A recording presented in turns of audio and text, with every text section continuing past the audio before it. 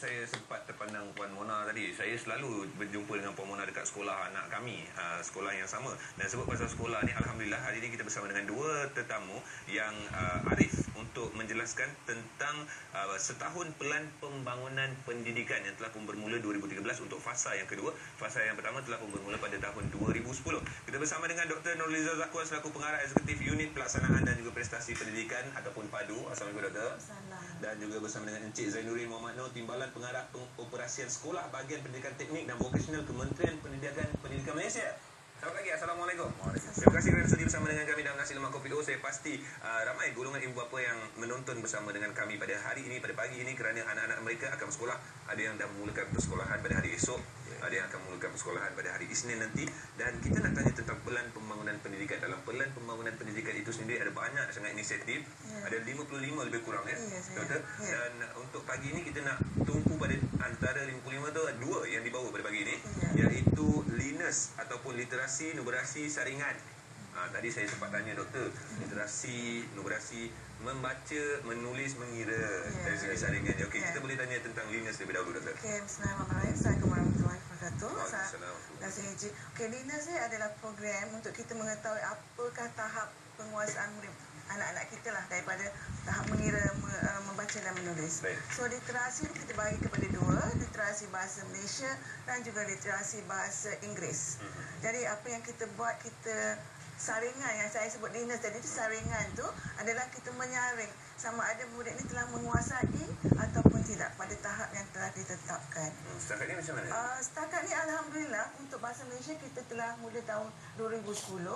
Kita dapati kita pada tahun pertama permulaan kita dah tahu berapa ramai murid yang tidak menguasai.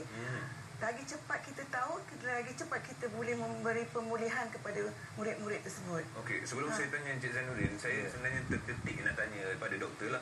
Bahasa Melayu, ada juga yang ada masalah dalam bahasa rasmi kita ya? Ada. Memang ada masalah. Tahun pertama tu kita dapati penguasaannya rendah dah juga ya.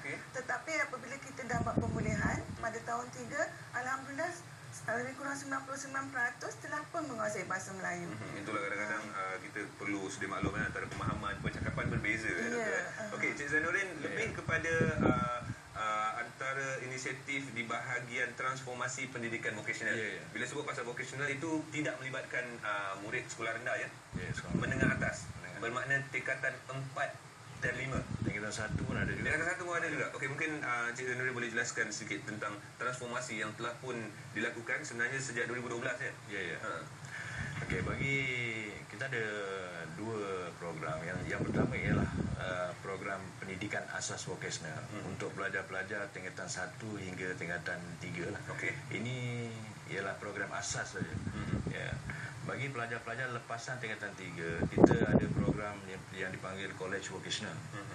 Dan College Vocational ini memang kita menyediakan pelajar untuk tujuan bekerja. Sebab kita nak melahirkan modal insan yang berjati diri, yang ada ciri-ciri keboleh kerjaan dan keboleh pasaran dalam industri. Dia bagi keperluan negara pada masa akan datang. Kemudahan ini dihususkan lebih awal sebelum mereka menempuh alam pekerjaan. Jadi sebagai persediaan lah. Maknanya kita nak betul-betul pelajar yang kompeten apabila keluar daripada college vocational nanti. Macam mana nak mengenal pasti mereka punya kemahiran untuk dimasukkan dalam satu-satu jurusan tu? Ini berdasarkan kepada pencapaian mereka dalam, kalau dulunya peperiksaan PMR lah, tapi akan datang ni ialah dalam PT3. PT3 pentaksiran tingkatan 3 yang baru nak bermula tahun ini. Okey. Daripada situ kita boleh kenal pastilah kecenderungan pelajar-pelajar ini dan minat mereka untuk belajar dalam jurusan yang telah ditetapkan. Okey, berbalik pada LINUS tadi doktor. Kalau macam transformasi lebih kepada sekolah menengah, LINUS bermula daripada prasekolah.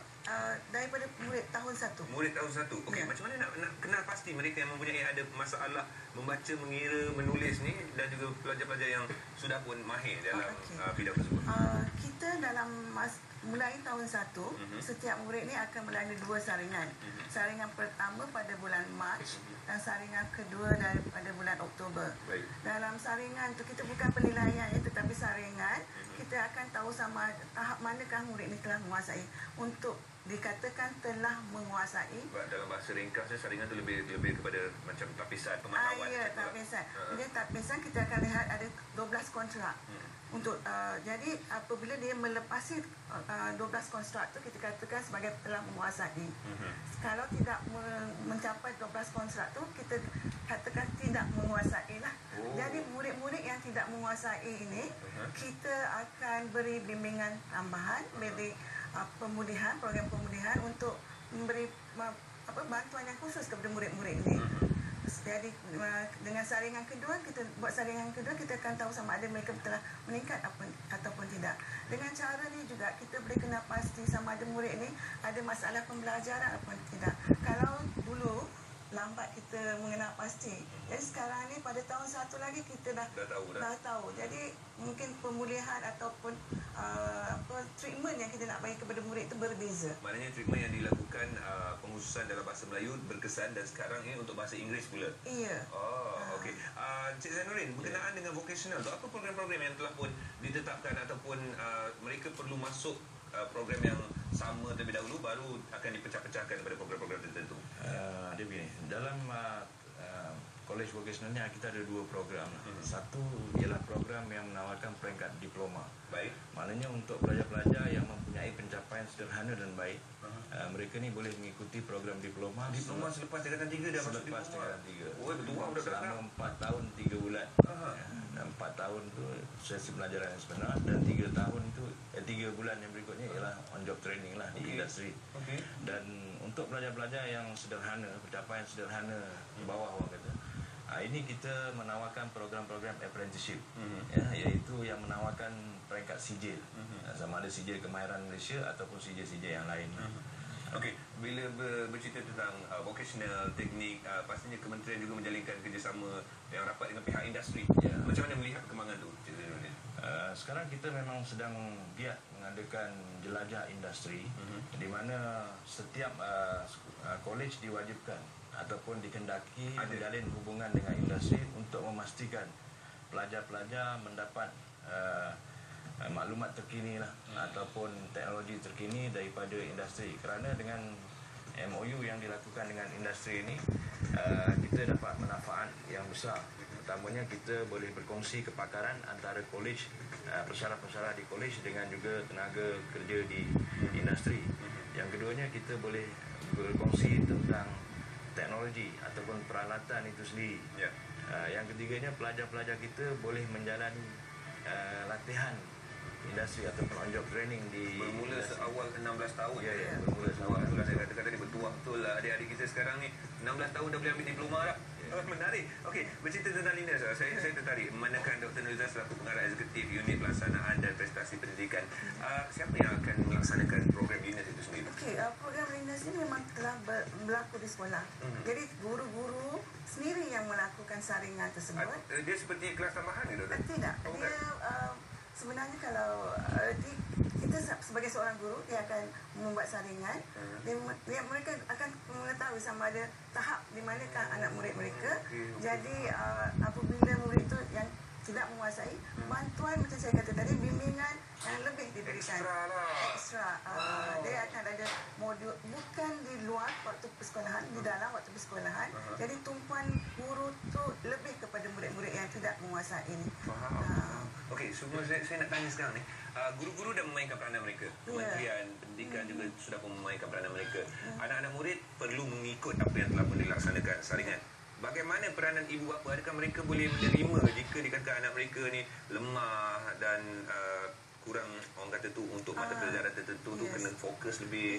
Pada permulaan apabila kami memperkenalkan program Linus ni, agak sukar untuk memberi kefahaman kepada ibu bapa. Tetapi setelah dilaksanakan, mereka faham sebenarnya apa yang kita buat adalah untuk membantu anak-anak mereka sendiri. Jadi kerjasama tu penting. Sebab kita bukan sahaja bekerjasama dengan ibu bapa, tetapi kita bekerjasama juga dengan Kementerian Kesihatan. Sebab ada murid-murid kesihatan. Murid-murid ni kita nampak luarannya biasa, tapi ada masalah pembelajaran. Jadi Kementerian Pendidikan bersama dengan Kementerian kesihatan bersama-sama mengganding untuk memastikan sama mendapatkan apakah sebenar masalah murid ini. Saya percaya kalau sekolah rendah tu masalah